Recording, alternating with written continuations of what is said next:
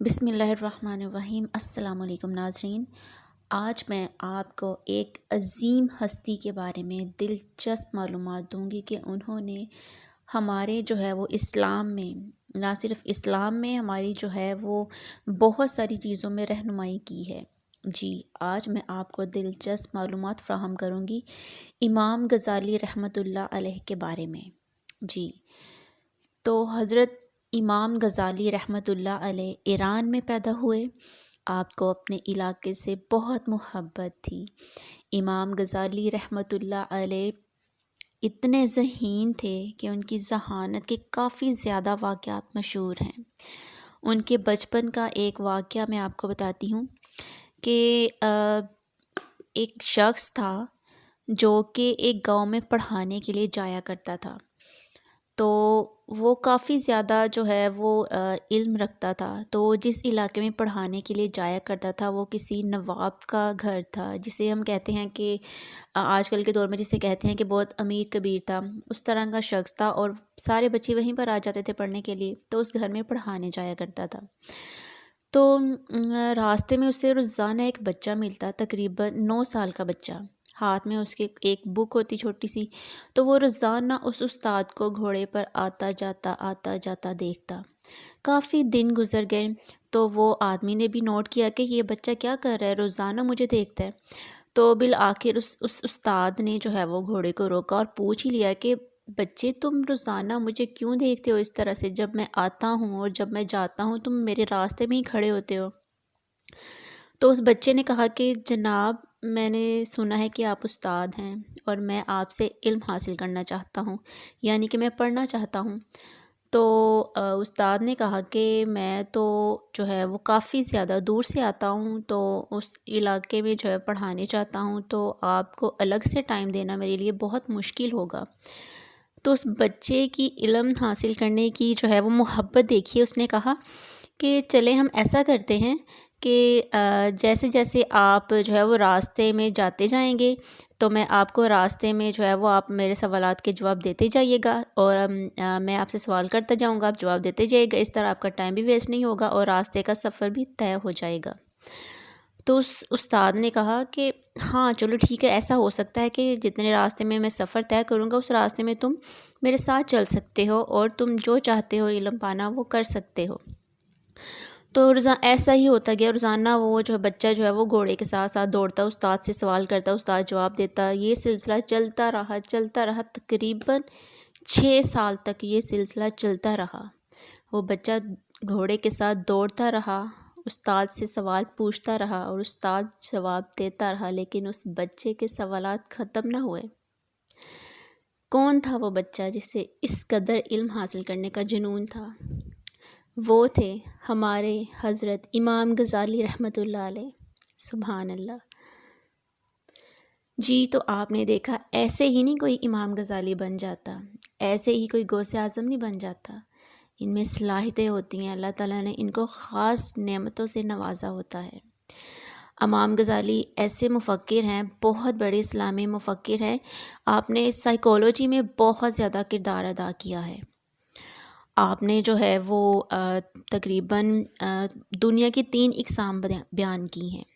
پہلی اقسام کو آپ نے کہا ہے کہ عالم الملکوت، یہ الہی دنیا ہے۔ دوسری دنیا کو آپ نے آسمانی دنیا کا نام دیا، اور تیسری دنیا کو آپ نے مادی دنیا کا نام دیا۔ امام غزالی جو ہیں، ان کے اقوال بھی بہت زیادہ مشہور ہیں۔ اس کے علاوہ جو ہے امام غزالی نے جو ہے وہ، ان کا کہنا تھا کہ خود شناسی سے خدا شناسی ہو سکتی ہے۔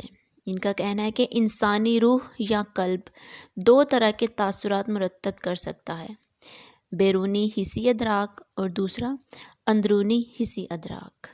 جی ہاں، اور سائیکالوجی میں اگر ہم دیکھیں کہ سائیکالوجی جسے جو سائیکالوجی کے فادر ہے، جسے فرائڈ کہا جاتا ہے، بابا سائیکالوجی یا فادر آف سائیکالوجی، اس نے جو ہمارے جو روح کا سٹرکچر بیان کیا ہے، سیم ایز اٹ امام غزالی نے جو ہے وہ اس کو اسلامی لحاظ سے بیان کیا۔ تو جو امام غزالی رحمۃ اللہ علیہ نے جو تصور بیان کیا ہے، جو کہ بابا نفسیات نے بیان کیا تھا، اڈ، ایگو اور سپر ایگو، اس کے بارے میں امام غزالی نے بہت تفصیل سے بیان کیا، اور آپ نے ان کو 3 حصوں میں تقسیم کیا۔ ایک کو آپ نے نفس امارہ کہا، دوسرے کو نفس لوامہ، تیسرے کو نفس مطمئنہ۔ سب سے پہلے اگر ہم بات کریں نفس امارہ کی، جس کو بابا سائیکولوجی نے اڈ کا نام دیا ہے، جی ہاں، امام غزالی نے اس کو نفس امارہ کہا۔ نفس کے اس درجے میں فرد میں شر سے متعلق قوتیں غالب ہوتی ہیں۔ وہ ہر کام ایسا کرنا چاہتا ہے جس سے اسے تسکین ملے، خواہ وہ کام یا خواہشات قانونی ہو، سماجی ہو، یا قانونی یا سماجی طور پر وہ قابل قبول ہو یا نہ ہو۔ فرد اپنے اوپر جو ہے اپنی جبلت کی تسکین کے لیے وہ کوشش کرتا ہے، نفس کے ہاتھوں مجبور ہو کر وہ خواہشات کا غلام ہو جاتا ہے۔ یہ تھا اڈ کا تصور، نفس امارہ۔ جی، دوسرا تصور آتا ہے ایگو کا، جس کو امام غزالی نے نفس لوامہ کہا۔ یہ نفس کا دوسرا درجہ ہے۔ اس درجے میں فرد جو ہے وہ شش و پنج میں مبتلا رہتا ہے، یعنی کہ میں یہ کام کروں نہ کروں۔ اس کے اندر نیکی اور بدی کی قوتیں ایک ہی وقت میں کام کر رہی ہوتی ہیں۔ اس کی سوچ 2 حصوں میں بڑھ جاتی ہے، اچھائی اور برائی دونوں میں اسے کشش محسوس ہوتی ہے۔ اور تیسرا حصہ جو بیان کیا ہے سپر ایگو، اس کو انہوں نے نام دیا ہے نفس مطمئنہ۔ نفس کے اس درجے میں فرد پر اچھائی کی قوت مکمل طور پر غالب آ جاتی ہے۔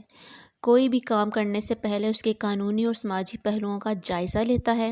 اس مرحلے میں فرد جو ہے وہ نفس پر، اپنی ایگو پر، اپنے آپ پر، اپنے نفس پر جو ہے وہ اپنی سیلف پر کنٹرول پا لیتا ہے، اور برائی کی طرف بالکل بھی نہیں جاتا۔ اور اس مرحلے میں نفس صرف نیک کام کر کے ہی مطمئن ہوتا ہے۔ اور اس کے علاوہ جو ہے وہ امام غزالی نے بیان کیا کہ انسانی نفس میں 4 طرح کی قوتیں پائی جاتی ہیں: قوت علم، قوت غضب، قوت شہوت اور قوت عدل۔